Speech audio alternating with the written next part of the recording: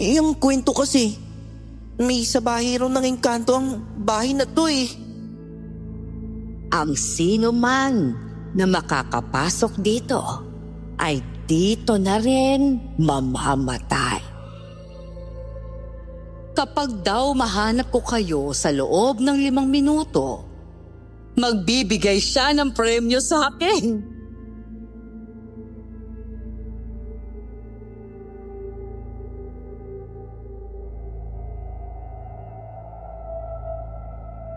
Isang mapagpalang araw sa inyo, Miss Pinky. Sa murang edad, marami na akong kaalaman tungkol sa mga aswang. Ang Kuya Paulo ko, lumaki kasi sa probinsya at ako naman, ipinanganak sa Maynila. Humantong sa sitwasyon na kailangan naming umuwi ng probinsya at makitira sa bayan. Si Kuya, maraming kaibigan at madalas akong naiiwan sa kapitbahay namin na isang matandang babae. Ako nga po pala si Gina at dito ko sisimulan ang aking kwento. Bago ko simulan ang istorya, huwag kalimutang mag-subscribe bilang suporta sa ating channel.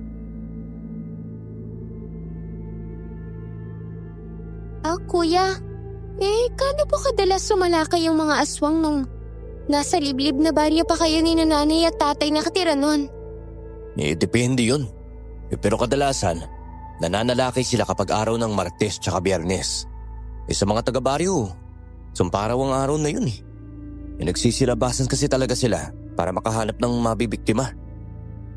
Nakakita na po ba kayo ng aswang? Hindi pa, pero nakakaramdam lang ako.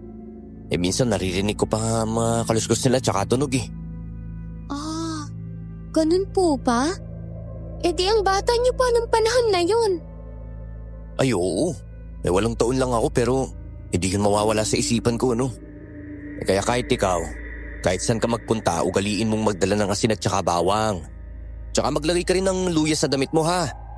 Naku, nangangamoy adobo na ako niyan eh. Mas maganda na kasi pag palagi kang handa, Gina. Yung mga aswang na ganyan mahirap kalaban yan. Tsaka mahirap kilalanin. Hindi mo alam, nakakausap mo na pala sila. At saka mga aswang, bawal kang hawakan sa ulo ha. Bakit naman po? Kapag hinawakan ka nila sa ulo, babalik-balikan ka nila hanggang sa mapatay at makain ka nila. Palatandaan daw yun na natitipuhan ka nilang ihain kapag hinawakan ka nila sa ulo eh. Sige po. Kahit hindi aswang, hindi ako magpapahawak sa ulo.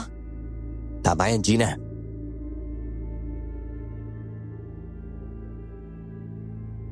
Palaging pinapaalala ni Kuya sa akin na walang ligtas sa lugar kapag ang pinag-uusapan ay mga aswang. Lumalabas raw ang mga ito araw man o gabi. Nakaugalian na rin naming magsaboy ng asin at bawang tuwing sasapit ang dilim.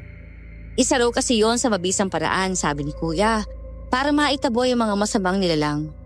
Hanggang sumapit ang umaga, naikwento ni Kuya sa akin ang plano nila ng kanyang kaibigan. Makikifiesta sila sa isang malayo at liblib na baryo. Doon ka na muna matulog sa bahay ni Aling Rosing ha. Mas maganda yun para may makakasama siya. Kuya naman Gusto kong sumama doon. Gina, yan ka na naman alam mong bawal ka sumama sa akin. Hindi pwede doon. Hindi ka pwede. Kasi magiinuman kami.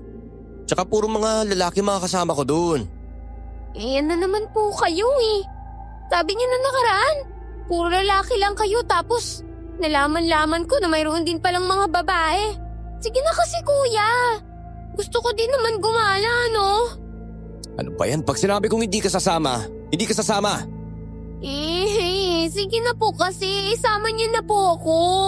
Kahit yun lang naman Ay, ano naman purong matatanda yung mga sasama Tsaka problema pa kita kapag dinala kita dun. Dalaga na po ako. Kaya ko na po ang sarili ko. Hindi naman sa ayaw kitang igala. Natatakot lang kasi ako na baka nagkataon na maaksidente kami. O madadamay ka pa dun. Basta intindihin mo na lang ang dahilan kung bakit di kita pwedeng dalhin dun. Ganyan naman po kayo lagi. Gusto niyo kayo lang yung masaya. Hindi naman sa ganun. Pinapayagan naman kita na gawin ang lahat ng gusto mo ha. Kaya lang ayokong sumama ka sa akin. Mamaya bastusin ka pa ng mga kasama ko kapag lasing na sila. Mapaaway pa ako dun. Ang gandang-ganda mo pa naman. Uutuin mo pa ako? Huwag ka na kasing magtampo. Ikaw talaga maaga kami nga aalis bukas ha. Kaya baka hindi na kita magising dun sa kwarto mo. Nakausap ko na rin si Aling Rosing na dun ka na muna ha. Sige po. Pupunta na lang po ako dun bukas.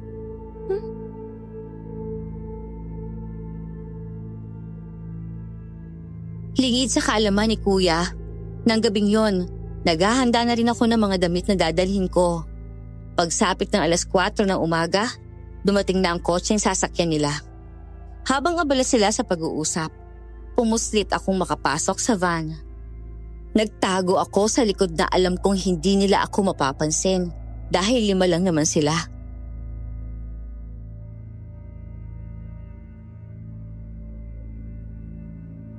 Paano?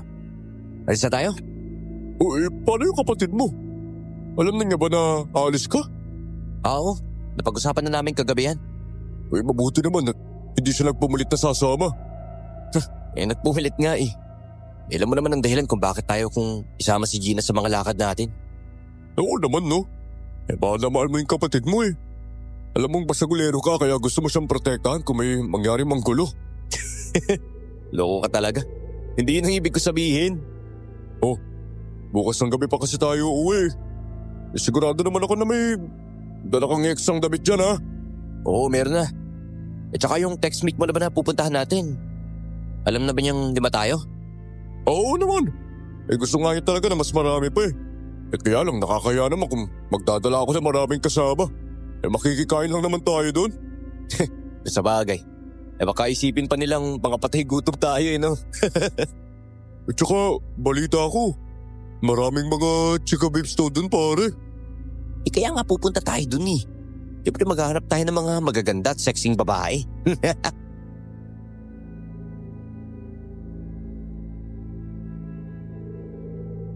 Napangiwi na lang ako sa sinabi ng kuya ko. Nakatulog ako sa biyahe at laking gulat ko ng paggising ko. Wala na sila.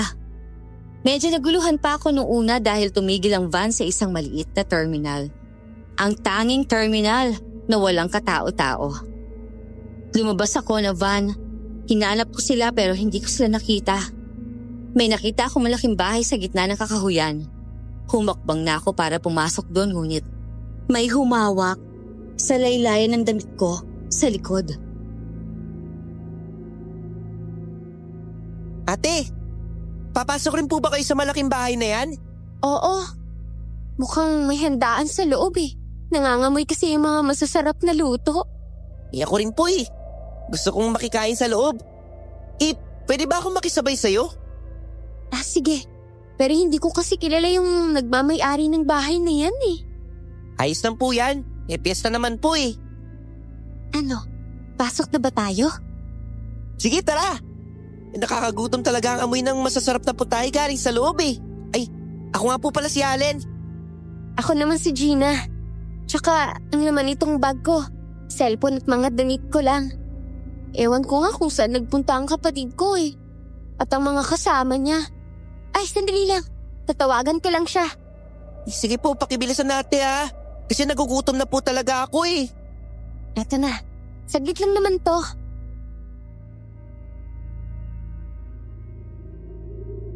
Kinuha ko ang aking cellphone sa loob ng bag ko. Nang tiningnan ko yon, walang signal sa lugar. Bigla akong kinabahan dahil alam kong hindi ko mahahanap ang kapatid ko, lalo na at hindi ako pamilyar sa lugar. Ayos na po ba kayo?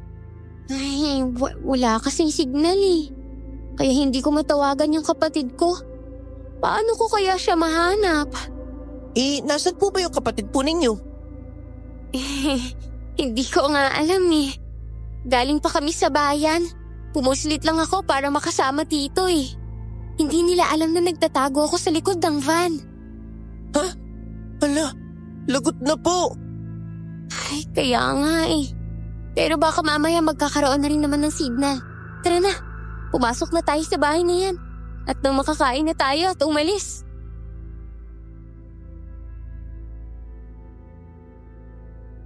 Nang makalapit na kami sa may pintuan, may nakita akong isang babae na naglalagay ng pagkain sa mesa. Napatingin siya sa amin, sabay ngumiti ng malapad. Lumapit siya sa amin tsaka inanyayahan kaming pumasok. May nakita akong mga bata doon na kumakain at walang bakanteng upuan.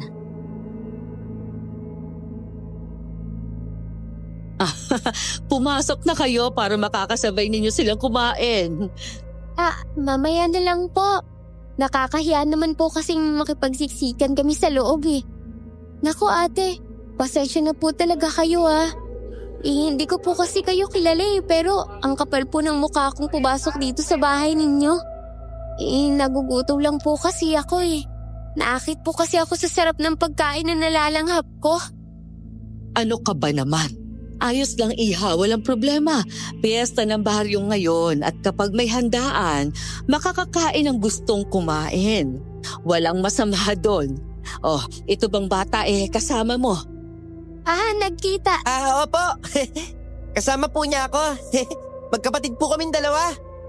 Oh, siya. Kung nahihiya kayong kumain, maya-maya na lang kayo. Sakto lang yan na matapos ng kumain ng mga unang bisita. Umupo muna kayo riyan. Sige po. Maraming salamat po. Babalik na muna ako doon sa loob ha. Marami pa kasi akong dapat asikasuhin sa may kusina. Opo, sige po.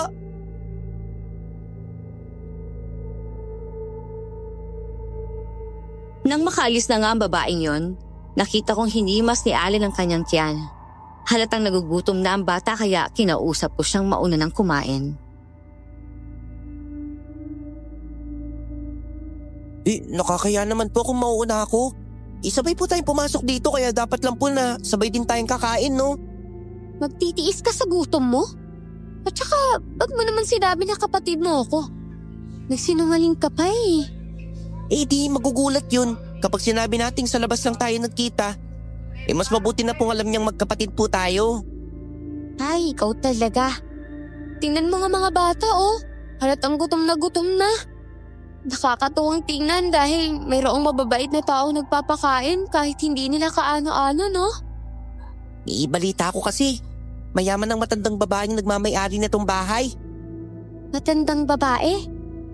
Sino naman yung kausap natin kanina? Hindi ba siya ang may-ari? Hindi yata. Sa tingin ko, isa po siyang katulong.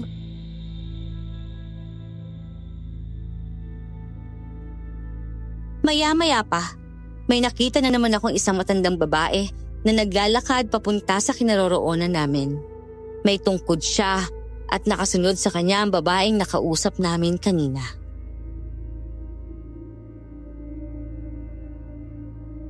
Oh, iha! Bakit hindi pa kayo pumasok? Kumain na kayo dito sa loob habang mainit-init pa ang mga pagkain. Yan nga po ang sinasabi ko sa kanila kanina. Nahihiya raw po sila, Aling Barbara. Kasi hindi nila tayo kilala. Taga saan ba kayo? Galing po kami sa bayan. Nagkahiwalay-hiwalay kasi kami ng kapatid ko tsaka ng mga kaibigan niya. Hahanapin ko na sana sila. Kaya lang nakakaakit mo kasi ang amoy ng pagkain dito Sa bayan ka pa galing. Pamilyar ka ba sa lugar na ito? Hindi nga po Pero matutuntun din po namin sila. Sino naman ang batang ito? Kapatid ko po. Mukhang nagugutom na siya. Pumasok na kayo at kumain. Huwag kayo mahiya. Itong handa ko para ito sa lahat. Wala akong pinipiling bisita. Takilala ko man o hindi. Ang bait niyo naman po.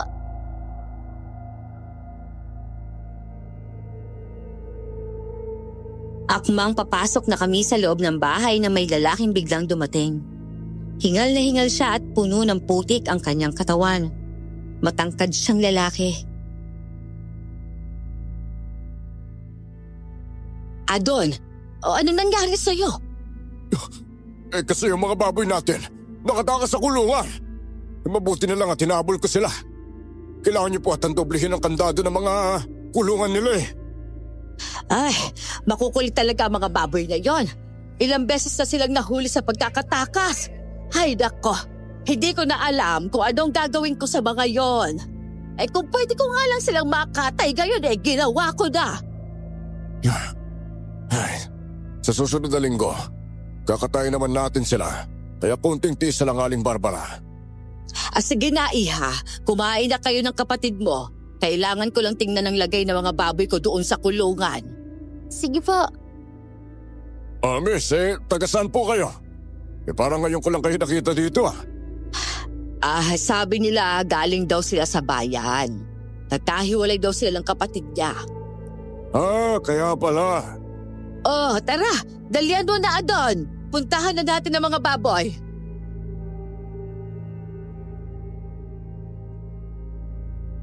Tuluyan na nga kami nakapasok sa loob ng bahay. Malaki at napakaluwag. Napatingin ako sa mga masasarap na pagkaing nakahain sa lamesa. Nauna na kumuha si Allen dahil hindi na rin niya natitiis ang gutom. Napansin ko mga batang kumakain na parang mapuputla at halos hindi tumitingin sa amin.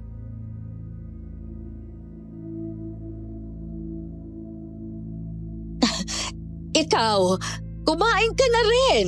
Opo, kain na po ako. Ako nga pala si Wona. Matagal na akong katiwala ni Aling Barbara. Ako naman po si Gina. Ate Wona, bakit po ganyan na lang ang kulay ng bayat ng mga bata? Parang mapuputla po. Tapos kanina ko pa po napapansin na halos hindi sila nakatingin sa amin. Gina, nasa liblib na baryo ka. Maraming tao dito ang hindi sanay na makakita ng ibang tao. Lahat kasi sila nahihiya, lalong-lalo na ang mga bata. Ganun po ba yun?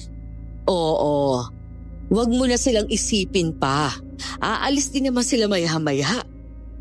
Ate, grabe ang sarap talaga ng mga pagkain. Talaga ba? Sige, kukuha na nga ako.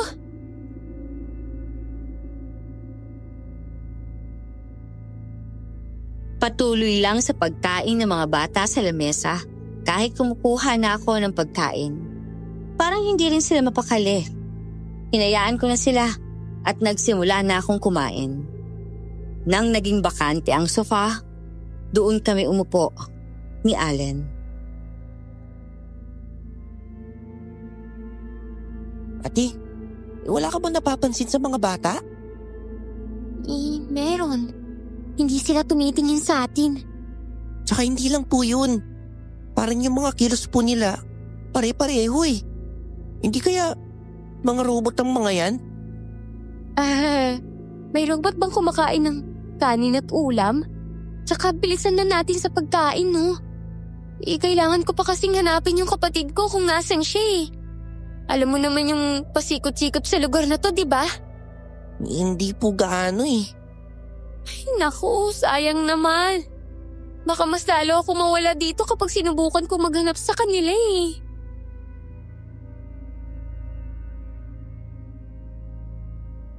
Lumapit sa amin ang babaeng serbidora at may inalok na malalaking hiwa ng karne. Sa amoy pa lang, halatang masarap na. Kinuha namin yun ni Allen at inubos na kinain. Grabe, busog na po ako. Ako din naman.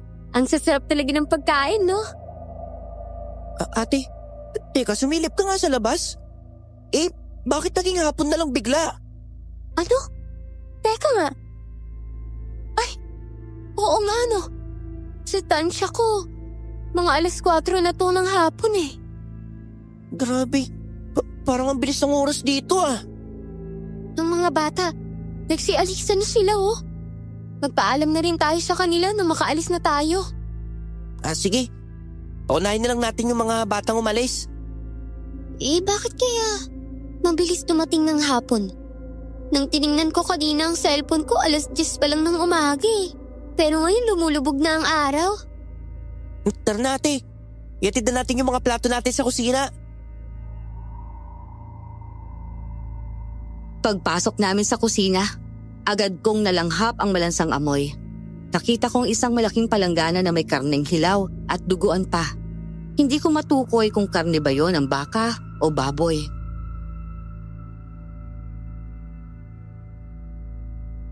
Grabe! Ang baho naman ng karne na yan! Nilalangaw na po pero hindi man lang nila tinatakpan. Ano ba yan? Kaya nga parang nasusuka na ako. Ilapag na dating ng plato. Para makalabas na tayo dito sa kusina. Sige ate. Tsaka parang malapit na talagang dumilim ang paligid Oo, kailangan ko na talagang mahanap agad ng kuya ko Mag-aalala yun sa akin kapag nakauwi siyang wala ako sa bahay o kay Aling Rosing. Malinis naman yung paligid ng buong kusina. Yun lang talaga yung mabaho. Ay nako, nandito lang pala tayong dalawa. Ang akala ko'y umalis na kayo sana hinintayin na lang ako doon sa labas at ako na magdadala ng mga pinggan niya rito. Ay, nakakahiya naman po kung pagsisilbihan niyo pa po kami. Mga bisita naman kasi kayo. Maya-maya lang uuwi na rin ako kasi malapit na magdilim. Aling Mona, bakit naman po parang ang bilis ng oras? Kanina nung bago ako pumasok dito, ang pagkakaalam ko po 10:00 pa lang po ng umaga Ano? Aba, baka hindi mo lang napansin ang pagtakbo ng oras. Ay siya, lumabas na kayo dito sa kusina. Kailangan ko pa kasing pakuluan ng mga karneng yan.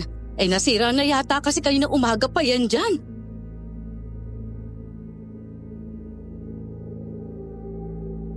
Lumabas na kami ng kusina pero nakasalubong naman namin ang matandang babae.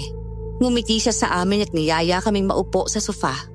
Nahihiya ako magpaalam sa kanyang umalis dahil nakikain kami sa kanyang bahay. Hindi ba hinahanap mo ang kapatid mo? Wala kang alam sa lugar na to. Baka matipuhan ka ng mga tambay dyan sa labas. Okay lang po. Magagawa ko naman pong protektahan ng sarili ko Tsaka po, magtatanong-tanong na lang po ako sa mga tao. Baka may nakakita sa kanila. Malaki ang baryo na ito at mahirap hanapin ang mga taong gusto mong makita. Malalayo rin ang bahay sa bawat isa. Pansin mo nga itong bahay ko. Nag-iisa lang sa bahaging ito. Opo. Napansin ko rin naman po kanina pa. Dumito ka na lang muna sa bahay ko at nang makapagpahinga ka.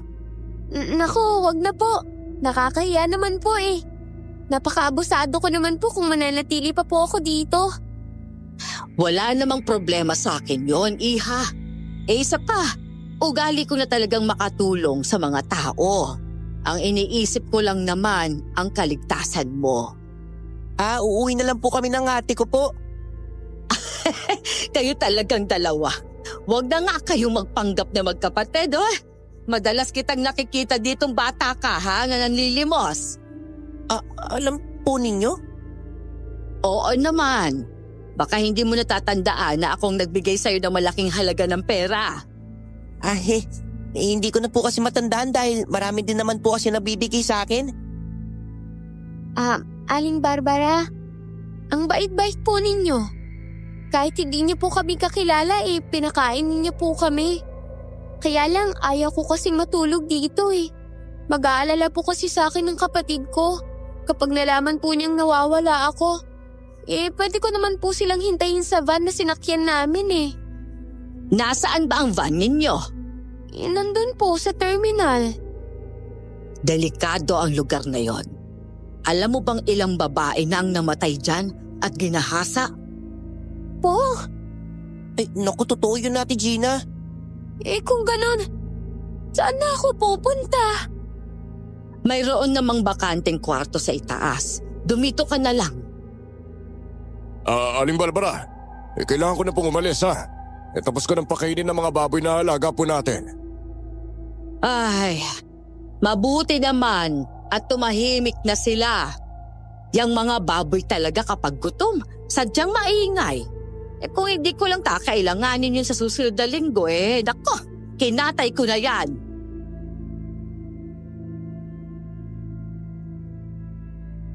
Napatingin ako sa hawak ng lalaki na isang malaking kaserola. Hindi pagkain ng baboy ang laman yon kundi natitirang kanin. May nakita pa akong bahid ng dugo sa kamay ng lalaki.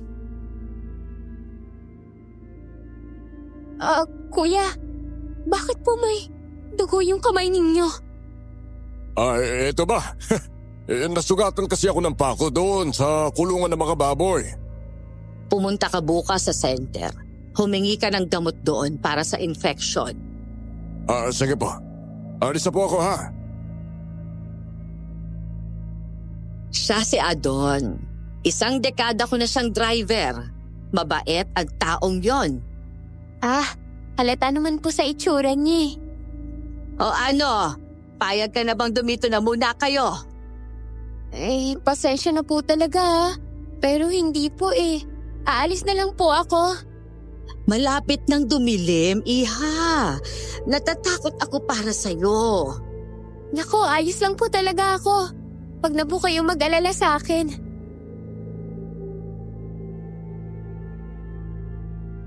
Nagpaalam naman si Ate Wona na uuwi na. Kaya lang hindi siya pinayagan ng matandang babae. Nakayuko lang si Wona at nakikinig sa mga sinasabi ng matanda. Gagabihin ka sa pag-uwi ngayon kasi meron pa akong ipaluluto sa'yo. Huwag ka mag-alala. Magdadagdag naman ako ng sahod mo ngayong araw. Sige po, Aling Barbara. Sadali lang ha. May kukunin lang ako sa itaas. Huwag na muna kayong umalis, Gina. Sige po. Pakibilisan na lang po kasi alis na po talaga ako Ay, mukhang hindi yata kayo pinayagan ni Aling Barbara na umalis. Kaya nga po Sinabihan niya akong dito na lang po muna ako matulog. Kailangan ko po kasing hanapin ang mga kasama ko Mabait naman si Aling Barbara. Matulungin talaga yan siya. Paano naman po ako kung di ka makakaalis, Ate Gina? Dito kayong matutulog na dalawa. Tsaka po pala, Ate Wona. Pasensya ka na sa pagsisinungaling ko sa'yo ha. Hindi po kami tunay na magkapatid ni Ate Gina. Nakita ko lang po siya sa labas kanina. Kaya ako nandito ngayon. Ano ka ba? Ayos lang yun sige na. Maiwan ko na muna kayo.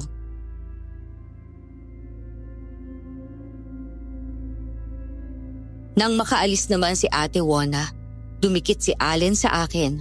Panay ang pagmamasid niya sa paligid na parang may inaabangan.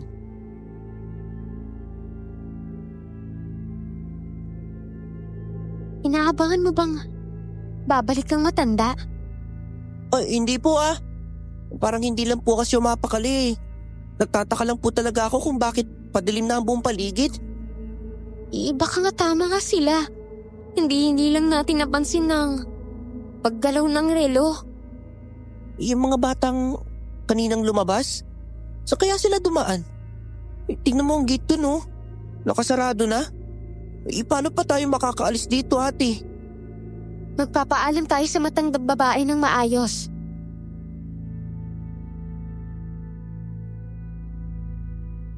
Ramdam ko na halos hindi mapakali si Allen at may gusto itong sabihin sa akin. Habang wala kaming kasama doon, pinilit ko siyang magsalita at kung bakit siya balisa. Naramdaman ko talaga na may tinatago ka sa akin Ano bang nangyari at bigla kang naging balisa ha?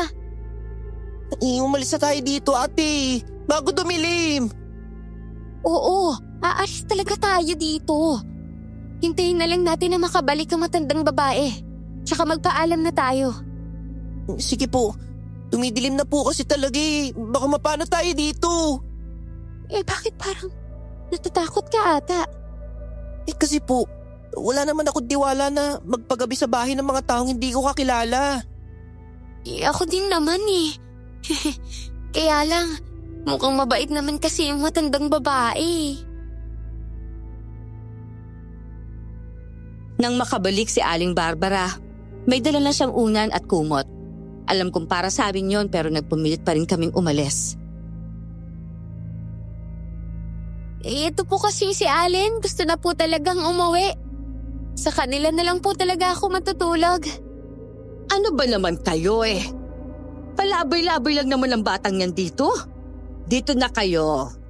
May ihahandang pagkain si Wona. Hindi naman siya aalis. Kung hindi kayo makatulog, edi tumulong kayo sa kusina. Inaalala lang naman kita, Gina. Baka mapano ka sa labas.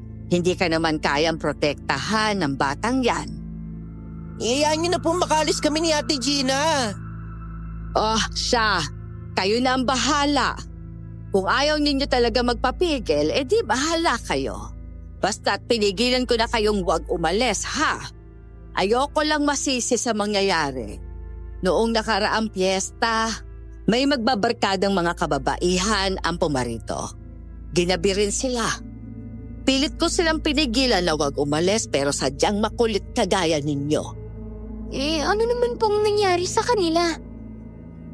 Pinatay sila ng mga tambay na adik dyan sa kanto. Madilim na ang paligid at saka wala pa kayong ilaw. Masisiguro nyo ba na ligtas kayo kapag lumabas kayo sa bahay ko? Opo, sigurado po kami dun. At bakit parang gusto mo ngang umalis si Gina? Di ba may kapatid kang adik, Allen? Isa sa kapatid mo ang pumatay sa grupo ng kababaihang yon. Hindi ba? Po! Nagbago na po ang kuya ko! Tumingin sa akin si Allen at biglang yumuko na parang nahihiya. Bigla akong natakot na sumama kay Allen. Naisipan kong matulog na lang sa bahay ng matandang babae. Iniwan kami ng matanda at hinayaan kong gusto kong sumama sa bata. Hindi muna ako nagsalita. Ngunit ilang segundong lumipas, nakarinig ako ng malakas na kalabog sa bubong. Paulit-ulit na parang may humahampas na pakpak doon. Allen, hindi kaya aswang ang nasa bubong? Dinig na dinig dito sa loob ang lakas ng hampas ng pakpak nila eh. Siguro po, nandito naman tayo sa loob ng bahay kaya walang mangyayari sa ating masama. Naalala ko yung kwento ng kuya ko. Araw ng Martes at Biyernes. Ang labas ng mga aswang. Hindi ba? Biyernes ngayon? Opo, huwag niyo na lang po pasinin yan. Kung gusto mong matulog dito, isasamahan na lang kita. Ayoko rin kasing umalis dahil wala akong kasama eh. Dito na lang muna tayo ah. May dala naman akong asin eh. Bawang at luya dito. Madalas kasing binibili niya ni kuya sa akin eh. Para may protection daw ako sa mga masasamang nilalang. Grabe, baka rin po pala. Palagi kang handa. Huwag mo po sabihin sa iba na may dala kang pangontra ha.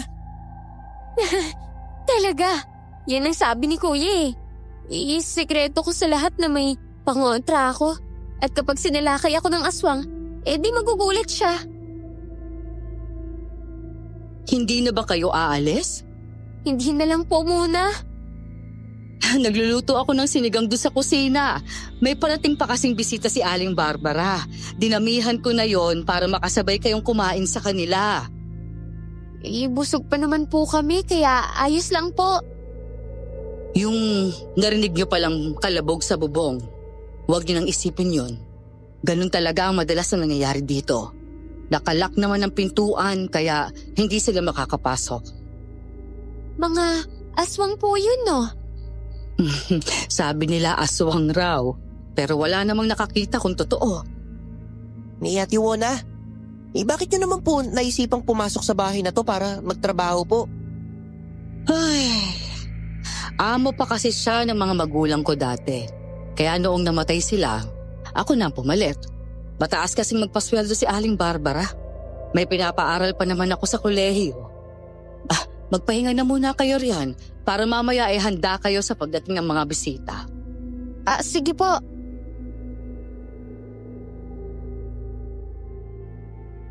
Lumipas pa ang isang oras. Nakatunganga lang kami ni Allen habang niyayakap ko ang aking bag. Bigla na naman niya akong pinilit na umalis kahit gabi na.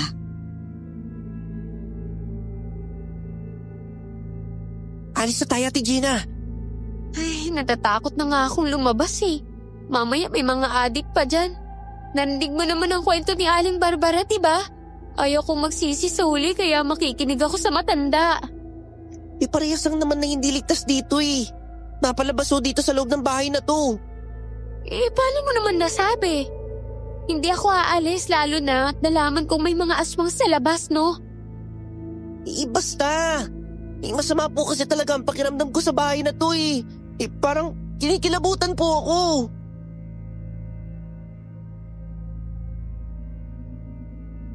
Sabay na lumabas ng kusina sina Aling Barbara at Ate Wona. May dala si ate na 2 maliit na bowl at umuusok pa yon. Naamoy ko ang sinigang na kanyang niluluto.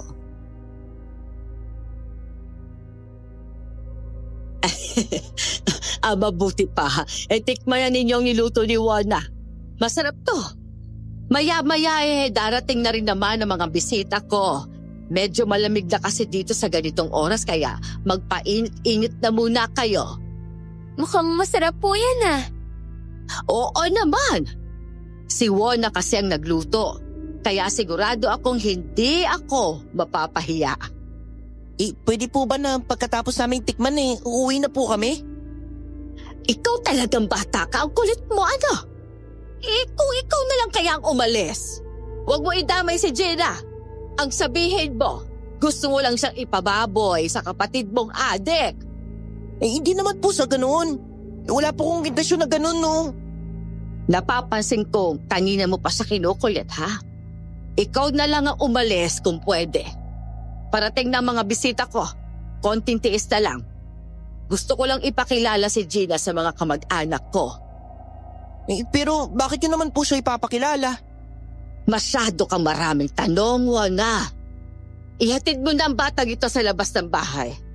Huwag po. Natatakot po ako sa labas Allen, huwag ka na kasi masyadong magtanong. Tikman na lang natin tong niluto nila, Ikaw naman kasi kung ano-ano pong sinasabi mo Pasensya na po kayo talaga, Aling Barbara. Bata pa po kasi si Allen Kaya kung ano-ano na lang po yung nasa isip niya.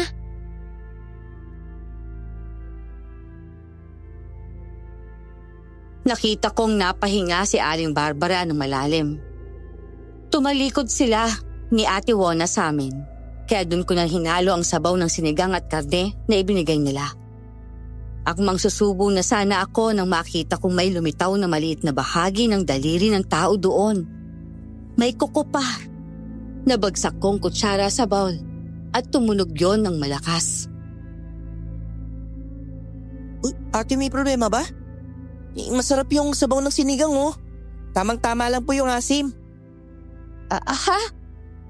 Wala naman. Bakit parang nagulat ka yata, ha, Jada? Anong nangyari? Ano po kasi?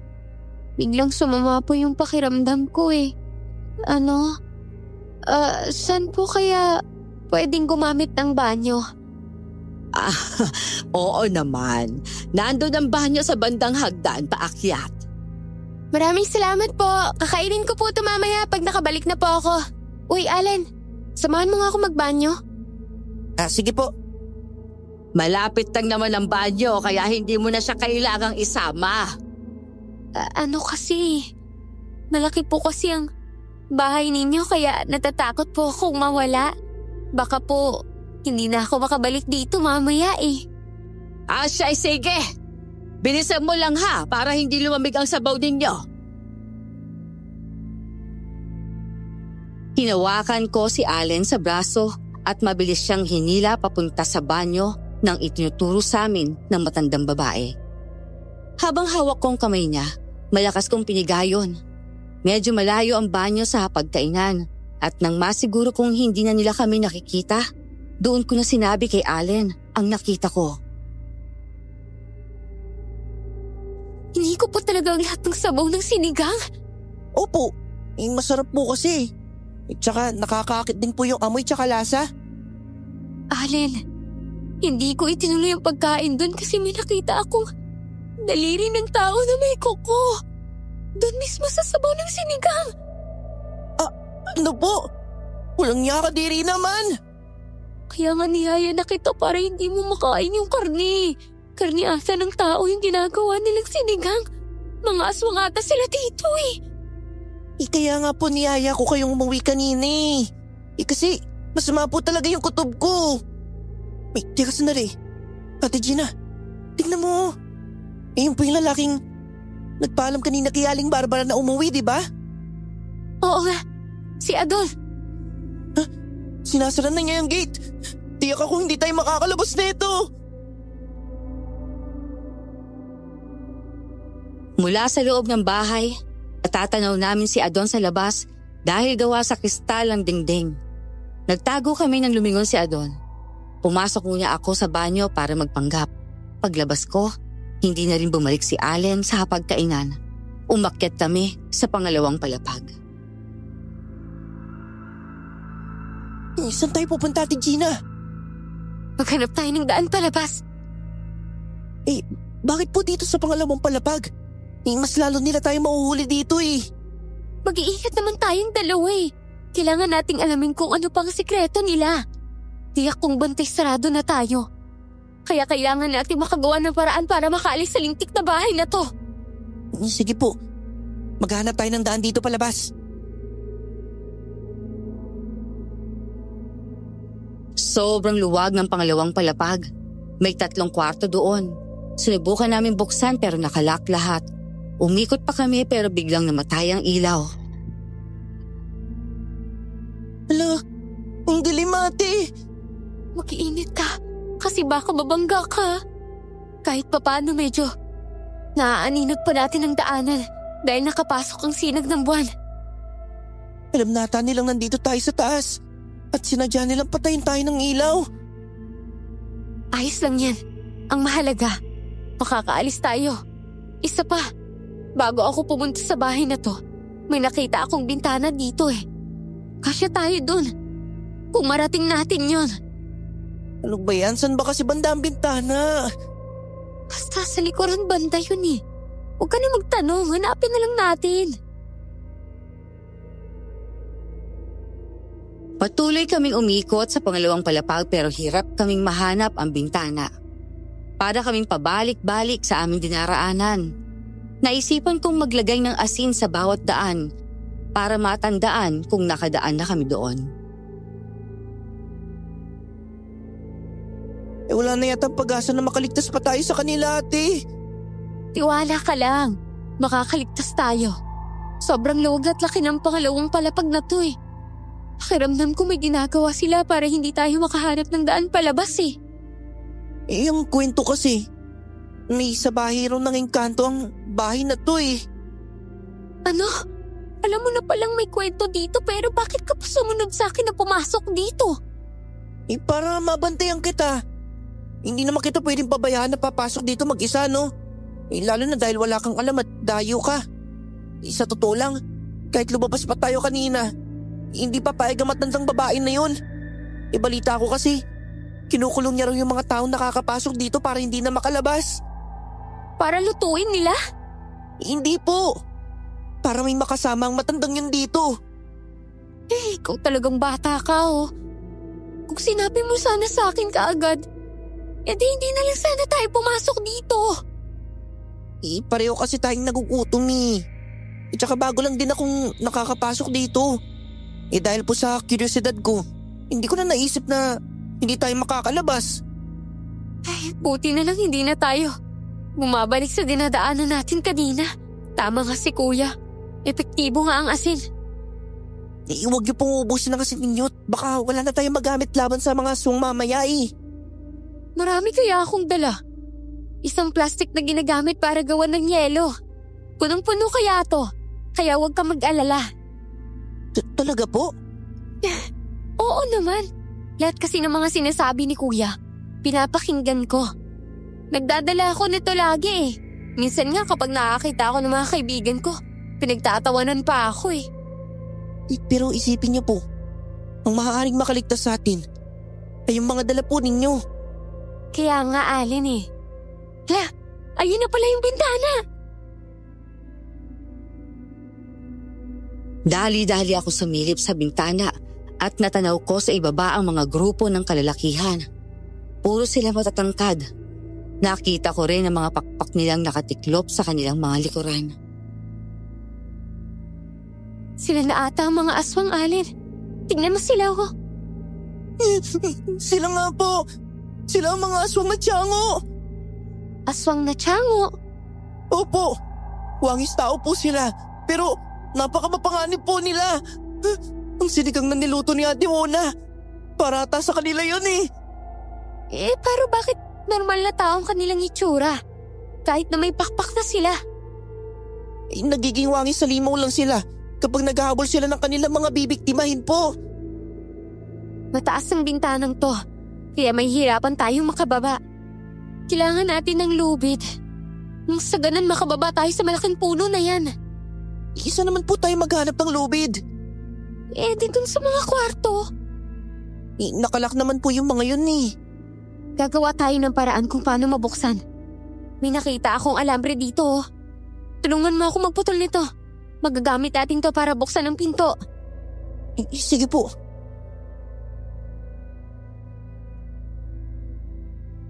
Parang sumasang-ayon naman sa amin ni Allen ang langit. Nagawa namin putulin ng alambre na nakasabit sa bintana. Dahan-dahan kaming naglakad pabalik sa dinaanan namin kanina. At nang makalapit na kami sa hagdan, nakita namin si Aling Barbara at Kuya Adon naglalakad paakyat. Nagmanman muna kami ni Allen. Nakita namin na pumasok sila sa isang kwarto.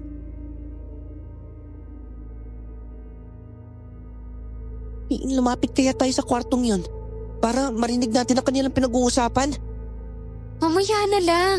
Kailangan muna nating makahanap ng lubid para makaalis tayo dito. Sige po. Ikaw na lang pong pumasok para makabantay ako dito sa labas ha. Mas lalong delikado kung maiiwan ka eh. Sumama ka na lang sa akin. Sige po. Bubuksan ko na tong pinto gamit tong alambre ha. Pakibilisan lang po ha. Baka mahuli nila tayo eh.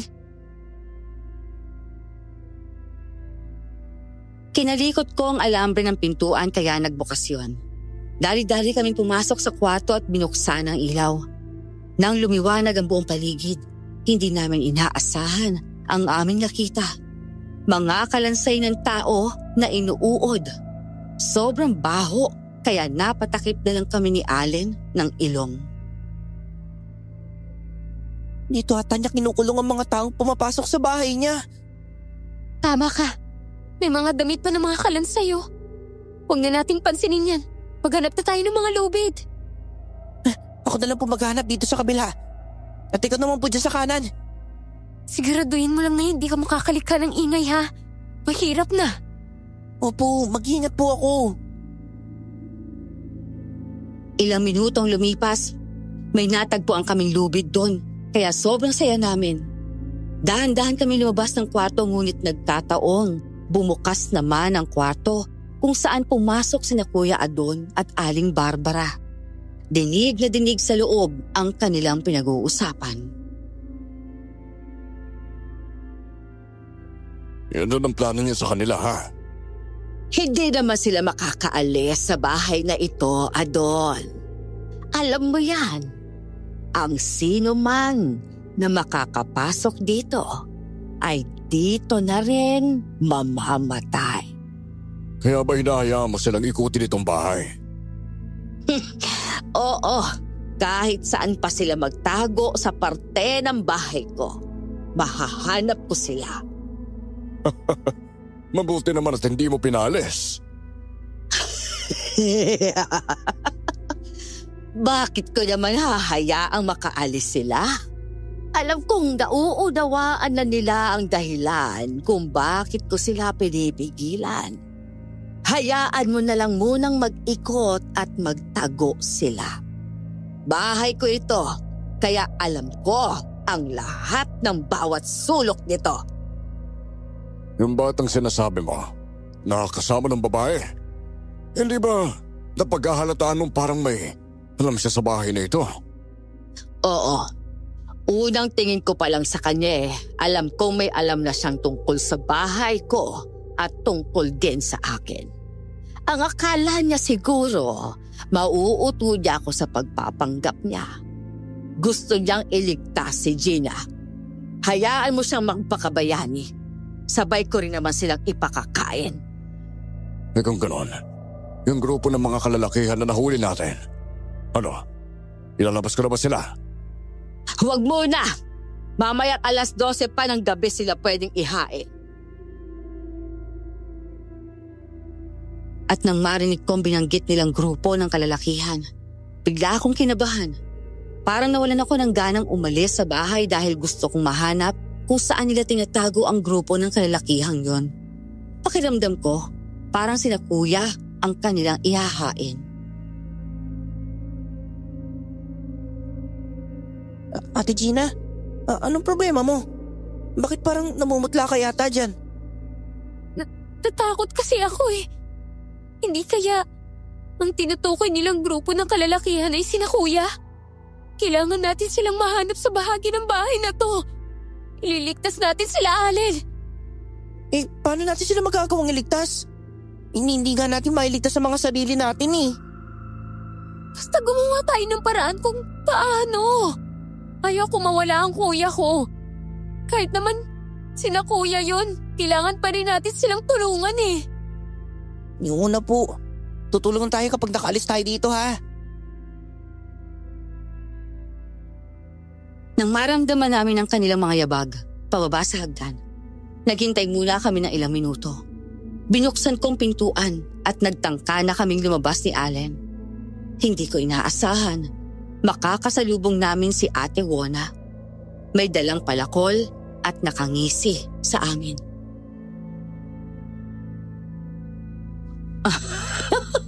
Dito lang pala kayo nagtatago. Alam niyo ba na inutusan ako ni Aling Barbara? Kapag daw mahanap ko kayo sa loob ng 5 minuto, magbibigay siya ng premyo sa akin.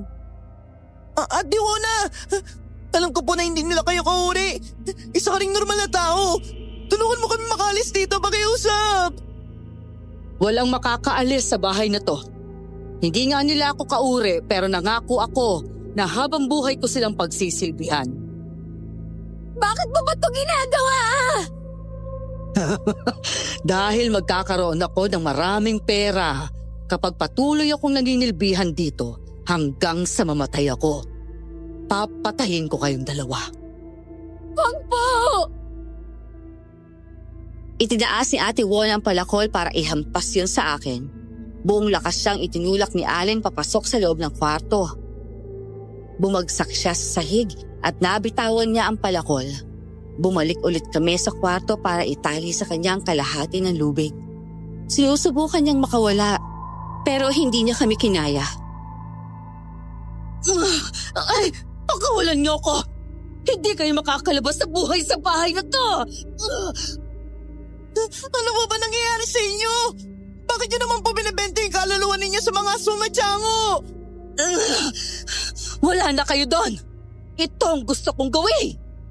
Kung ganun, nararapat lang na ikulong namin kayo dito para makatakas kami! Walang mabubuhay sa inyo. Kasama na doon ang grupo ng kalalakihan. Nahandoon ang kapatid mo, Gina. Papatayin na sila mamayang 12:00. Walang yaka talaga! Sabihin mo sa akin kung nasan sila ngayon! Bakit ko naman sasabihin sa'yo? Pagsapit ng umaga, maglalaho ang bahay at makakasama kayo sa paglaho. Kaya hindi na kayo makakaalis. Ang sikmura ninyo ang nagpahamak sa inyo. Kung wala ka man po may tulong, manimik na lang po kayo. Ang daldal niyo po kasi. Kunin mo na ang mabaho pa niyo na yan, Allen. Tatakpan ko lang ang bibig niya. Dito ka nararapat sa tabi ng mga kalansay na pinatay ninyo. Hindi ko na naituloy ang kanyang sasabihin nang itali ko sa bibig niya ang panyo. Dinala namin ang palakol na yon. Tagumpay kaming nakaalis sa kwartong yon at bumalik sa may bintana. Itinali namin sa isang bakal ang lubid para makababa kami. Yan na po. Natali na po natin ang maigpit. Mauna ka nang bumaba. Nakita mo ba ang malaking puno na yan? Hanggang dyan lang ang lubid. Siguraduhin mo na makakapit ka sa sanga ng kahoy ah. Tsaka na tayo bumaba kapag nandun na tayong dalawa. Yan taas ng kahoy na yan. Paano tayo makakababa? Tsaka na natin isipin yun, Allen. Ang una natin gagawin ay umalis na muna tayo dito para mahanap ko na ang kapatid ko. Ngayon ko lang naisip eh. Hindi kaya ang mga tinutukoy nilang baboy ay ang mga grupo nila kuya? Sa tingin ko nga, tama po kayo. Sige na! Bumaba ka na! Naririnig ko na ang malalakas na ampas ng mga pakpak sa labas eh. Lahat sila nagsisiliparan papunta sa bahay na to. Kaya nga po eh. Paano ba naman? Tinawagan nata siya ni Aling Barbara na maraming karne ng tao dito. Sinabi mo pa. Sige na! Bumaba ka na! At aalalayan ko yung lubid. Mag-iingat ka ah! Ako na magdadala ng palakol. Huwag na! Kasing laki ng hawakan ng palakol ang braso mo. Alam kong hindi mo kakayanin yan. Nang isang kamay lang. Itinali ko ang pinakadulo ng lubid sa baywang ni Allen, saka ibinaba siya sa bintana. Nang makita ko siyang nakakapit sa sanga, sinyenyasan ko siyang pumwesto ng maayos para hindi malaglag. Nakahanap naman ng bata ng magandang papwestuhan at tinanggal ang tali sa kanyang baywang. Inila ako ang lubid at ako naman ang bumaba. Tagumpay kaming nakalabas pareho sa bahay, ngunit nasa itaas naman kami ng punong kahoy. Ate, sa tingin mo ba, hindi nila tayo matutunton dito? Hindi na yan. Kailangan natin gumamit ng taktika para hindi nila tayo maamoy at makita. Ano pong gagawin natin? Maghubat tayo ng damit. Tapos isuot natin ang pabaliktad. Magpahid din tayo ng mga bawang at gulay sa mga balat natin. Epektibo po ba yun? Basta gawin mo na lang. Kung ayaw mong gawin, di bahala ka. Oo na po, gagawin ko na po. Binibiro lang naman po kita eh.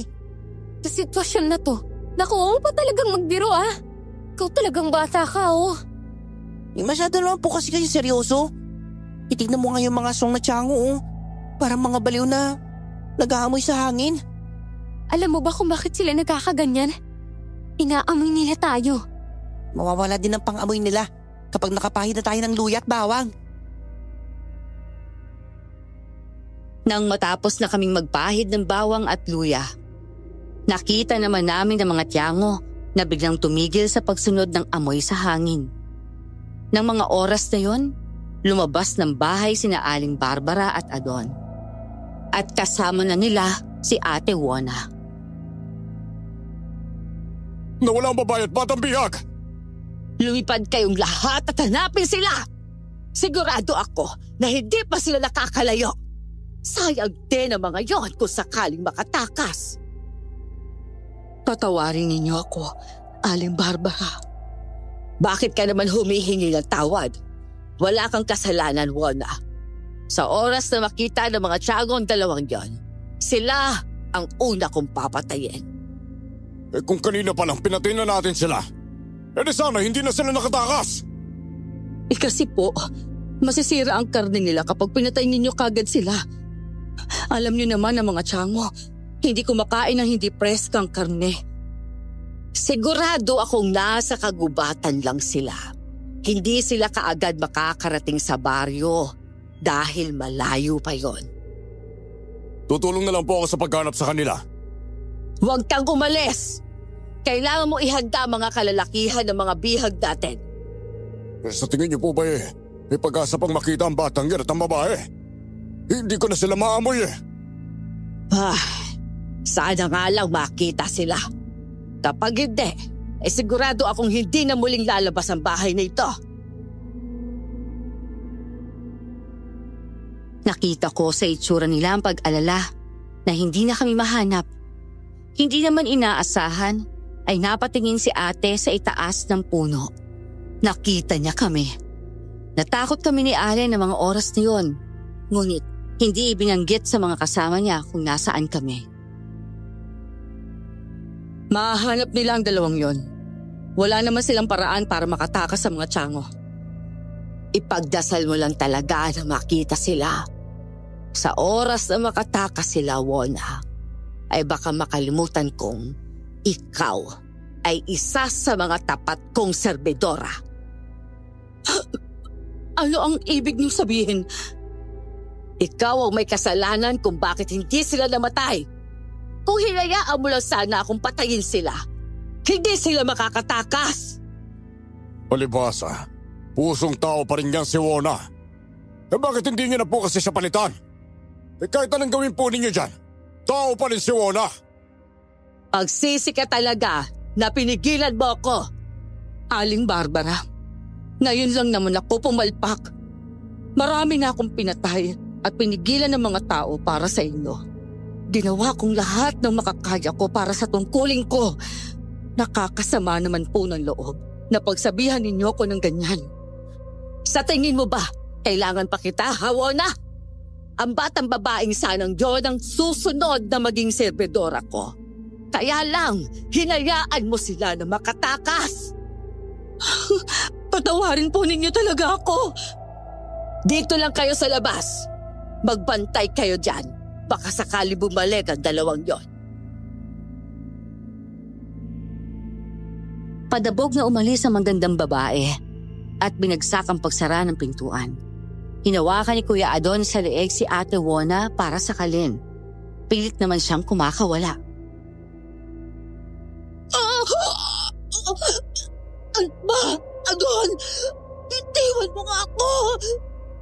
Totoo bang tinali ka nila, ha? O pinalabas mo lang ang lahat? May kinalaman ka na naman, kaya sila nakawala, no?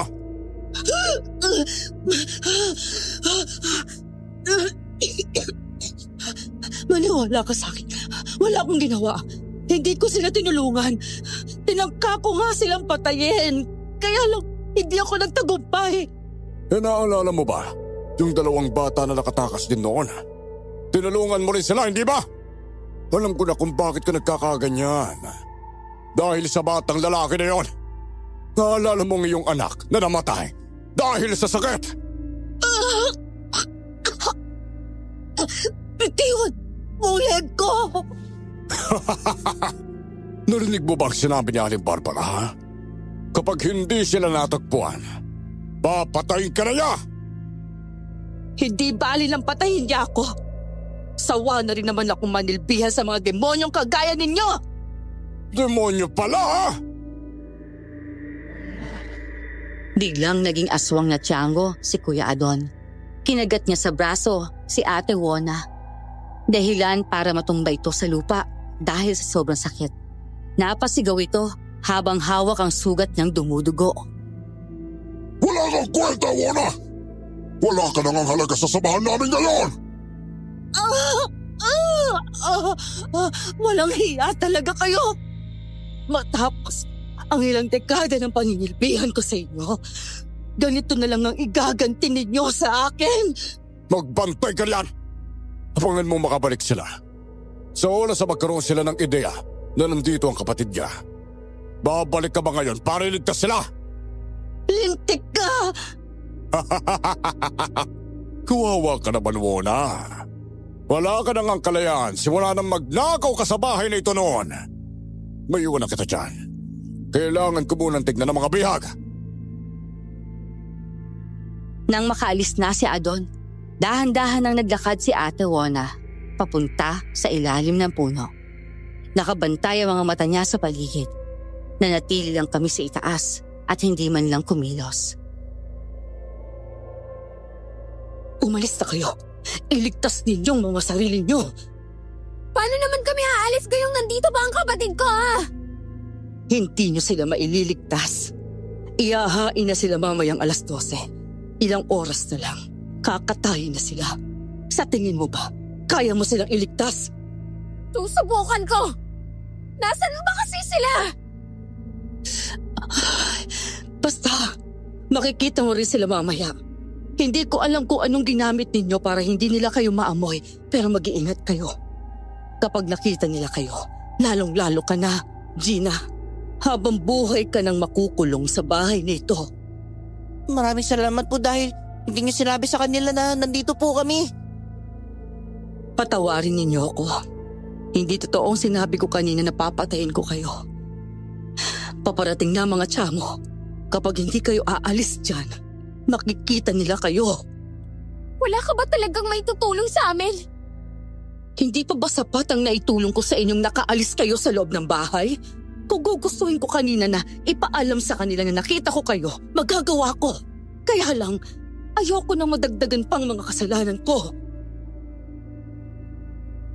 Biglang umilaw ang nasa tapat namin ni Allen.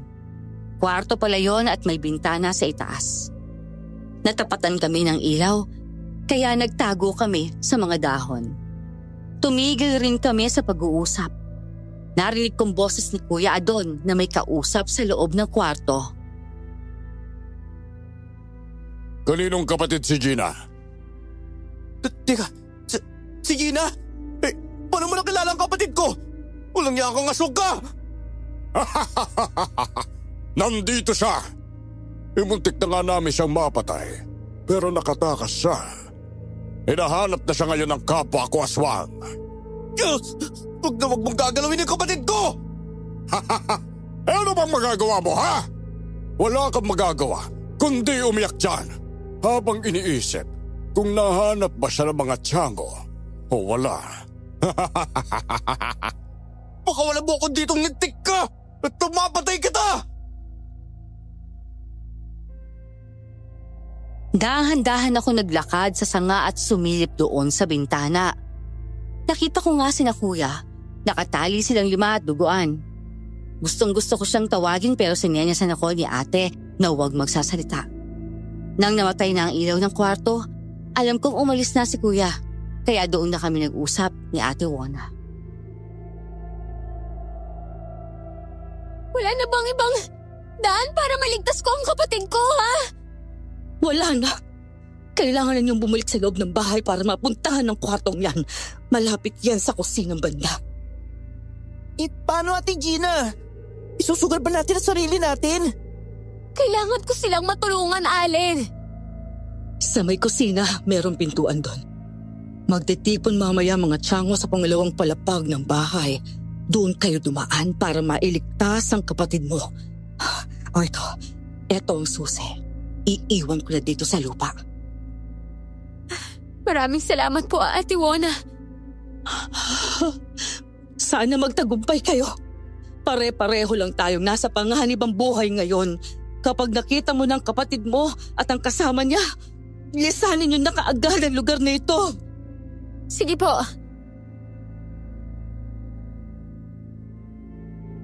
Mainit kaming bumaba sa puno ng kahoy at pinulot ang susi. Maya-maya pa, dumating na nga ang mga tiyago. Marami sila. Sunod-sunod silang pumasok sa loob ng bahay ng matanda.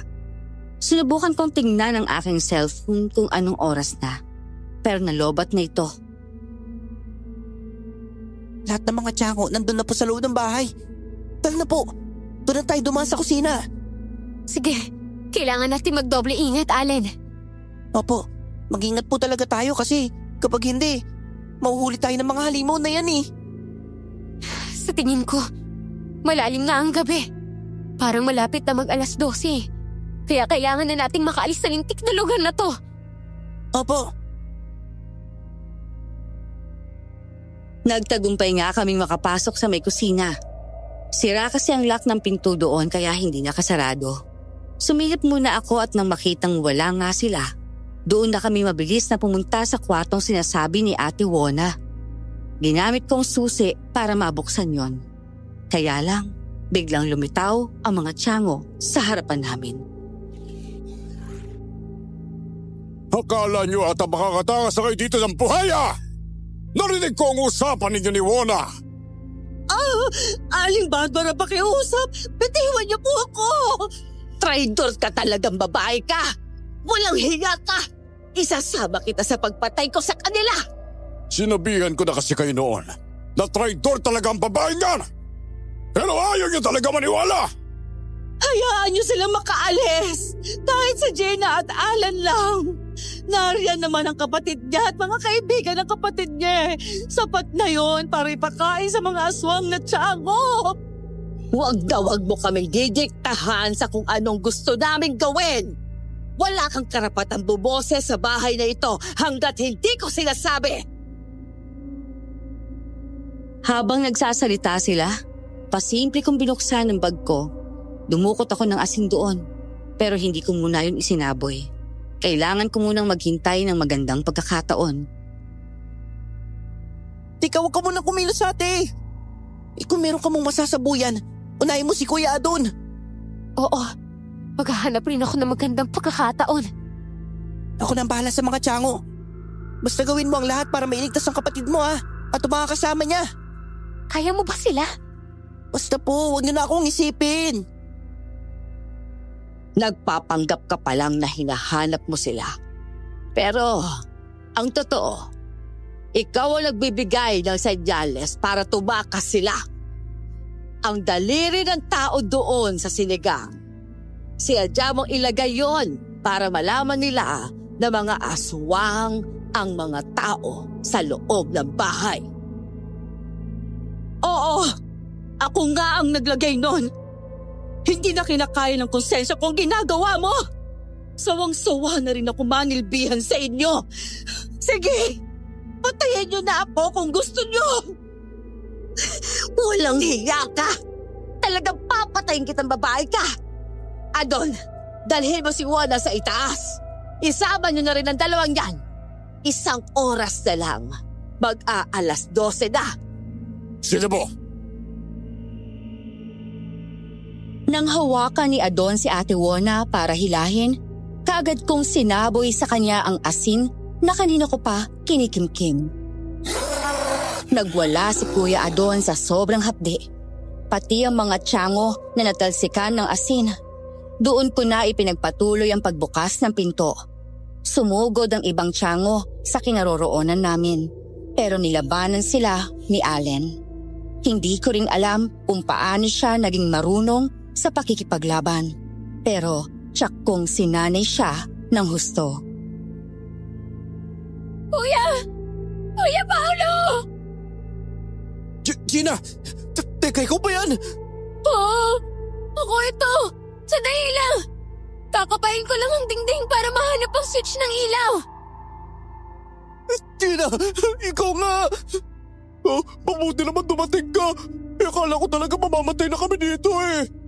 Pakawalan mo na kami, Gina! Bilis! Sige! Sandali lang po! Mahigpit ang pagkakatali sa kanila kaya nahirapan akong pakawalan sila. Sinubukan kong kagating ng lubid pero hindi ko man lang yun naputol.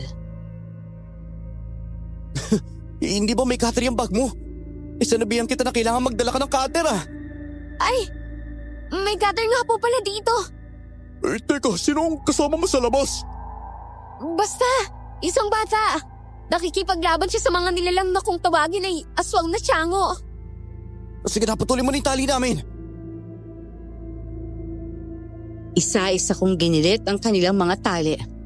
Nang maputol yon, binahaginan ko sila ng asin, bawang at luya. Silang 5 ay may sugat sa iba't ibang bahagi ng katawan. Lumabas na kami kaagad sa kwarto at nakita ko si Allen na lumulutang sa ere. Doon mismo sa loob ng malaking bahay. Kagaya ng mga tiyango, may kakayahan din siyang lumipad. Kahit wala siyang pakpak.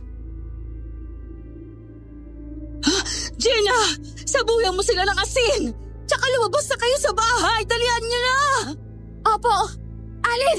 Halika na rito! Sasabuhin na namin sila ng asin! Sabay-sabay tayong sasabi sa kanila!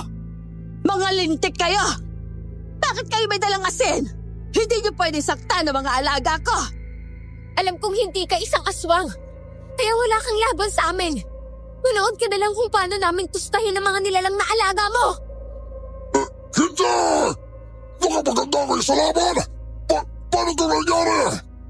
Kasi aswang, matalino ako. Ngayon na! Sabuyan na natin sila! Nang masabuyan na namin sila, lumutang si Allen sa ere para pumunta sa aming kinaroroonan. Patakbo na sana kami lumabas nang maalala ko si Ate Juana. Binalikan ko siya at inalalayan para makasama siya sa amin. At nang makita naman ako ni na Kuya, bumalik na sila at tinulungan ako. Dapat pinabayaan niyo na ako. Hahabulin kayo ng mga tiyango. Mapapahamak pa kayo dahil sa akin. Hindi namin kayo pwedeng pabayaan. May ginagawa kayong bagay para protektahan kami nang hindi namin alam. Huwag po kayo mag-alala. Makakaalis tayong lahat dito. Nakalak ang pintuan na yan. Sirain niyo! Hindi ko kaya sirain ng pinto! Ako na ang gagawa! Umalis ka dyan! Oh! At dahil sa makapal na kristal ang pinto, Nagawang basagin yon ni Kevin ang banggain niya gamit ang kanyang malaki at malakas na katawan. Naririnig namin ang mga tunog ng pakpak ng tiyango na humahabol sa amin. Tagumpay kaming nakalabas ng bahay at napunta sa bakuran. Meron ding gate dito sa labas, kaya hindi magiging madali para sa atin na makaalis. Wala na po ba kayong alam na ibang daan? Meron, pero kailangan natin pumasok ng kagubatan. Sige po, doon po tayo dadaan. Ayun ang mga tiyango! Mauna na kayo! Kami na bahala dito. Habang tumatakbo tayo. Sasabuyan namin sila ng natitira kasin, bawang tsaka luya. Pumasok kami sa kagubatan kahit hindi namin kabisado ang daan. Matataas ang mga damo. Humahapdi ang balat ko sa tuwing nasasagi sa matutulis na bagay. Pero hindi ko pinansin yun. Naririnig kong malalakas na tunog ng mga halimaw na tiyango. Hindi na sila anyong tao, kundi literal na nag-aanyong halimaw na sila. Nahuli nila ang isa sa mga barkada ni Kuya, kaya tumigil kami sa pagtakbo para mailigtas siya. Ako ang harapin ninyo! Panahon na para tapusin ang lahi ninyo! At sino kang bata ka para tapusin ang lahi namin? Anak lang naman po ako ng isang taong manunugis ng aswang! Ganun pala ha? Kaya pala unang kita ko pa lang sa'yo. Nararamdaman ko ng kakaibang aura mo. Pues, kung anak ka ng manunugis, ikaw ang tutugisin ko! Kuya Kevin, tulungan ninyo si Allen! Oo naman! Walang pwedeng mamatay sa atin kahit isa! Nakipaglaban na naman si Allen sa kanila. Pinaupo ko muna sa lupa si ate dahil may malaki siyang sugat sa paa. Kumuha ko ng bawang sa bag ko at sinabuyan ng ibang nilalang. Nakita kong may umatake mula sa likuran ni Kuya.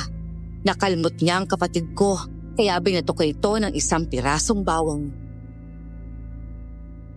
Kuya, ayos ka lang ba?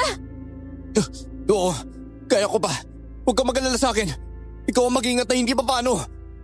Opo! Ayan! Sige, masunog kayong lahat, baka halimaw kayo! Ang sasarap ninyong tirisin! Kahit mga butot balat ang kanilang mga katawan, kapag nagaan yung tiyango, ang lalakas pa rin nila. Tama ka nga dun. Ang laki pa ng mga bibig, oh! Umalis na tayo. Baka maubos sa mga pangontra ninyo at hindi nyo pa sila mapapatay. Maaari tayong mamatay ditong lahat. Nakita ko si Allen na may hawak na punyal. Kumikinang ang punyal dahil sa sinag ng buwan. Mabilis siyang umaatake sa mga tiyango na sinasabuyan namin ng asin. Napapatay niya ang mga ito kapag natatarakan niya sa dibdib. Ang galing mo, bata! Kuya Kevin! Si Kevin! Kailangan mo siyang iligtas, bata! Ako nang bahala sa kanya! Ililigtas ko siya sa kamay ng mga pinakamalakas sa tiyango! Gina, tayo na lang ang haharap sa iba pang mga tiyango. Malakas ang sigaw ni Kevin sa paghingi ng tulong sa amin. Nahuli siya ng aswang na si Kuya Adon. Sumalakay ang tiyango sa akin para kagatin ang braso ko. Lumundag ako para umilag. Sinabuyan ko ng asin ang malaki niyang bibig. Nakain niya ang asin kaya umuusok ang bibig niya. Ang galing mo, Gina! Kakaunti na lang sila. Sana nga hindi maubos sa mga baon ko eh. Siguraduhin mo na bawat hagis mo sa kanila. Matatamaan mo sila, ha? Opo, Kuya! Ayun na naman ang dalawang tiyango! Etong kainin ninyo! Pirasong luya na itim! Lahat sila'y natamaan sa loob ng bibig nang hagisan sila ni Kuya ng luyang itim. Kagaya na nangyari sa iba, nasunog ang mga ito. Nagulat na lang kami nang tinatangay na sa ere ng tiyango si Kuya Kevin. Si Allen naman, naghahabol din sa ere. Biglang tumigil si Kuya Adon sa paglipad at tinusok ang kanyang mahahabang kuko sa lieg ni Kuya Kevin. Huwag mo akong papatayin! Parang awa mo na! Subukan mo lumapit na bata ka! at papatay ko ang dampuhalang lalaging to! Huwag kang magtatago sa saya niya! Kung talagang magaling kayo! Ako ang harapin ninyo! Magpatayin tayong dalawa! Sa tingin mo ba'y mauuto ba ako? Alam ko na sa oras na matamaan ako ng punyal mo, hindi na gagaling ang sugat ko! Marami kang daldal! Buong lakas kong hinagisan sa ere ng asin si Kuya Adon. Hindi niya yon napaghandaan, kaya nasapul ko siya sa muka. Bigla niyang nabitiwan si Kuya Kevin. Ang iba pang kasamahan ni Kuya, nakikipaglaban rin sa mga natitira pang halimaw. Tumakbo si Kuya para saluhin ang kaibigan niya. Isang malakas na pagbagsak ang narinig naming lahat. Ah! Ang bigat mong hayop ka! Parang naipit ako sa'yo ah! Ang sakit ang likod at pit ko! Sa kadayunan talaga, bro. Mamaya na kayo mag-usap. Tulungan niyo ang iba dun oh. Kaunti na lang ang asin nila. Ang asin na lang muna ang unahin natin gamitin ha! Pasayid na naman ang bawang at luya! Opo, kuya. Kinuha kong lahat ng asin at hinati-hati sa mga kasama ko. Kinalaban nila ang mga tiyango. Nakita kong dumating si Aling Barbara at may hawak na matalas na kutsilyo. Hindi ko hahayaang mapatay ninyo mga tiyango! Napatay na namin sila. Kaunti na nga lang yung natire. Hindi! Si Adon, may lapdos siya sa mukha! Oo, tinabuyan namin siya ng asin. Lintik ka talagang bata ka! Eto sa'yo! Wag! Wag na wag mo sasaktan si Gina! Ngayong wala na ako sa pamamahay mo, papatulan na talaga kita! Aba, ganon ha? Oo! Noon pa ako kating-katay na sabunutan kang matanda ka! Mamamatay ang apo mong si Adon. Wala kang magagawa kundi umiyak na lang. Pati rin ikaw, mamamatay ka kapag namatay siya! Nasalo ni Ate Wona ang kamay ni Aling Barbara na may hawak na kutsilyo. Itinulak niya ang matandang babae kaya natumbay ito sa lupa. Biglang sinagip ni Kuya Adon ang matandang babae. Namataan kong palakol kaya kinuha ko yun at hinampas sa aswang na tiyango. Ngunit nakailag siya at agad sumalakay pabalik. Natamaan ako ng kalmot sa mukha at balikan. Napaiyak ako sa sobrang sakit. At nang papalapit na ulit ang tiyango, dinukot ko ang bawang at luya at hinagis sa kanya. Hayop kang bata na! Hindi ang kagaya mong tatapos sa amin! Mas hayop ka! Walang iya ka! Nagpanggap ka pa talagang driver! Siya ang kaisa-isahang apo ni Aling Barbara. Ang ibang mga tiyango ay ang mga taong ginawa nilang hostage noon. Tinago nilang mga ito at ginawang halimaw, kagaya ng apo niya. Kaya sila naglalakas sa loob na lumaban dahil sa'yo! Hayop ka! Mananagot ka dahil sa ginawa mo sa akin, babae ka! Tatapusin namin kayo! Hindi na muling masisilayan ang bahay na to! Nang muli itong sumalakay sa akin, mabilis ko siyang hinampas ng palakol. Natamaan ang aswang niya tiyango sa braso. At muntikan pangang maputol. Nang napangiwi ito sa sakit, sumigaw din si Aling Barbara. Tila ba, nadarama rin niya ang sugat sa braso ng halimaw. Dahil magkadugtong sila ng buhay, namatay na si Aling Barbara pero binuhay siya ni Adon. Kailangan niyang pakainin ng apo para manatili ang lakas nito. Dahil kung hindi, pareho silang manghihina. Bakit? Konektado ang sakit ni Kuya Adon kay Aling Barbara? Tama ka. Babalik siya sa pagiging abo kapag nangyari yun. Ibig sabihin, kapag namatay si Kuya Adon, ganun din ang mangyayari sa kanya. Ikaw! Aswag ka! Ikaw ang humuli sa amin sa terminal! Nagpakilala ka pa talaga bilang babae sa text para mabiktima kami! Hindi ko na kasalanan kung nagpauto kayo sa akin! Akala mo yata makakain mo kami! Mabuti na lang dumating si Gina! Nagkamali ka ng binangga! Gina! Atakin na natin siya! Kinuha ko ang huling natitirang bawang at itim na luya sa bag ko at isinaboy sa pinakamalakas na tiyango. Sumunod si Kuya Kevin. Sinaboy naman niya ang natitirang asin. Umikot-ikot ang aswang sa lupa, nagwawala sa sobrang sakit. Biglang tumakbo si Allen papunta sa amin. Hawak ang kanyang kumikislap na punyal. Mabilis niyang tinarakan ang dibdib ng aswang. Ngayon wala na kayong mga tiyango. Kaya ako palaboy-laboy para lang mabantayan kayong mga ayop kayo. Tingnan niyo! Nagsisimula na maglaho ang iba pang mga tiyango. Senyales na lahat sila'y karugtong ang buhay kay Adon. Umalis na tayo rito. Bukas, hindi na masisilayan ang bahay na to dahil wala na si Adon na tagapangalaga. Bago kami umalis, nasaksihan muna namin ang tuluyang pag-abo ng kanilang katawan. Nang matapos yun, nagtulungan kaming makaalis sa kagubatan. At sa wakas, narating namin ang baryo. Maliwanag ang ilaw sa kalye at pauwi pa rin ang mga tao matapos ang sayawa.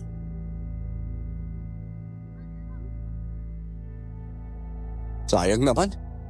Akala ko magsasaya tayo sa bahagi na to eh. Hindi ko kalay na bangungot pala mangyayari sa atin dito. Naku, patawarin niyo talaga ako ha. Nagpauto ako sa mga nilalang na yon. Kapag tinatawagan ko siya boses babae yung naririnig ko. Yung ganda pa ng boses. Kaya akala ko, swerte na ako na magkakasawa na talaga. Ayos lang po yun, Kuya Kevin. Hindi mo naman po sinasadya yung nangyari. Nga pala, Allen. Saan ka na pupunta ngayon? Ibabalik na po ako sa bayan na pinanggalingan ko po. Malayo ba yun? Totoo ba yung sinasabi ni Aling Barbara? Na may kapatid ka daw na adik?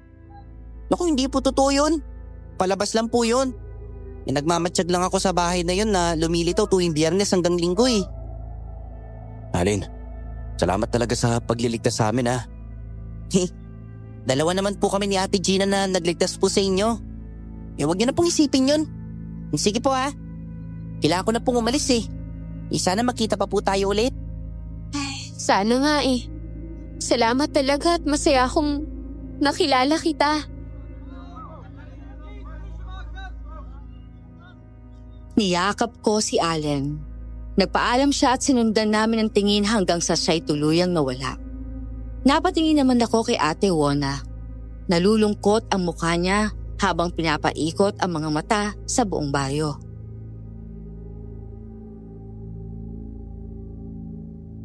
Ate Wona, hindi po ba kayo masaya na nakaalis na po kayo sa bahay na yon? Masaya, pero wala na rin naman akong mauuwian. Po? Wala na po kayong pamilya? Wala na, Gina. At nakakalungkot kasi bago ako nakalabas sa bahay na yon, matanda na ako. Hindi ko naranasan ang mga sayawan na kagaya nito. Nako, marami pa po kayong pagkakataon para maranasan yan. Huwag po kayo mag-alala. Ngayong gabi, magsisimula po ang lahat para sa inyo. O Gina, kailangan nating umalis. Bumalik na tayo sa terminal. Sige kuya. Ate Wona, gusto mo po bang sumama sa amin? Hindi na. Mag-iingat kayo palagi ng kapatid mo, ha? Kayong lahat, huwag na kayong magpapauto sa susunod, ha? At salamat rin dahil iniligtas ninyo ako. Kayo po ang nagligtas sa amin eh.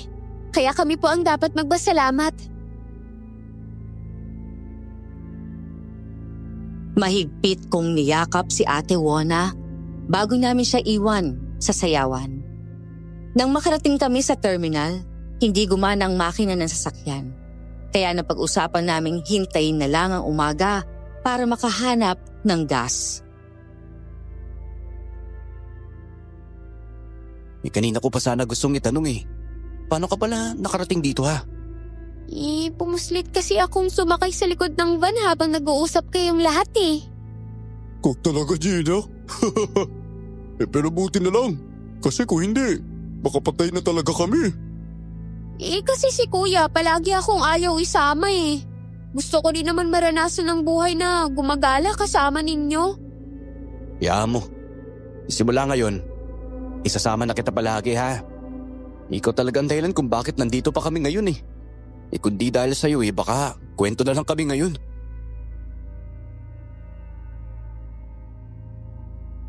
Masaya ako dahil isa akong pasaway na kapatid. Nagawa kong iligtas ang kuya ko at ang mga kasama niya. Nang sumikat ang araw, naghanap kami ng mabibilhan ng gas. Nakahanap kami, ngunit malapit sa bahay kung saan kami nakipaglaban sa mga tiyango kagabi. Wala na ang bahay. Naging kagubatan ng paligid at tila normal lang ang lahat. Bumalik kami sa sasakyan at nilagyan ito ng gas. Ayun! Makakalis na tayo dito! Kaya nga kahit masakit ang mga sugat natin, syempre laban pa rin no? O siya, doon na lang natin gagamutin ang mga sugat pagkadating sa bahay niyo, Paolo ha? Oo, pwede din. Tara na mga kasama! Aalis na tayo! O sige na Kevin, magmaneho ka na.